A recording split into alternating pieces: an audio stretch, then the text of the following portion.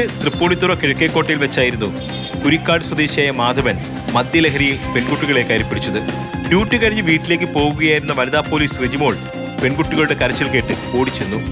പെൺപിള്ളേർ അയ്യോ അലറിന്റെ കരയുന്ന കേട്ട് ശബ്ദം കേട്ട് ഞാൻ ചെന്നപ്പോഴത്തേക്കും ഞാൻ ചോദിച്ചപ്പോഴത്തേക്കും പറഞ്ഞു ഞാൻ പോയ മനുഷ്യൻ എന്നെ കൂടി പിടിച്ചെന്ന് പറഞ്ഞു. ആ സമയത്ത് അയാൾ അവിടെ നിന്ന് കയറി വരുമ്പോഴത്തേക്ക് താഴത്തുനിന്ന് ഒരു പയ്യൻ പറയുന്നുണ്ടായിരുന്നു, ചേച്ചി ഒരു പെൺകൊച്ചിനെ ഉപദ്രവിച്ചിട്ടാണ് വന്നത്, ചേച്ചി അതേക്ക് ഒപ്പുമെന്ന് പറഞ്ഞു. ആ സമയത്താണ് അയാൾ എന്നെ ഉപദ്രവിക്കാനായിട്ട് ശ്രമിക്കുന്നത്. പിടികൂടാൻ ശ്രമിക്കുന്നതിനിടെ കുതറിമാറിയ മാധവൻ വനിതാ പോലീസുകാരിയെ ക്രൂരമായി മർദ്ദിച്ചു.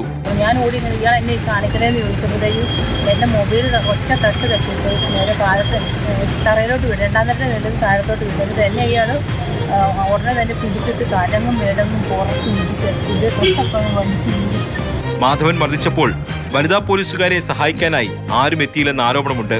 സ്റ്റേഷനിൽ വിവരം അറിയിച്ചതിനെ തുടർന്ന് കൂടുതൽ പോലീസുകാരെത്തി മാധവനെ കീഴ്പ്പെടുത്തി ആശുപത്രിയിലെത്തിച്ചു.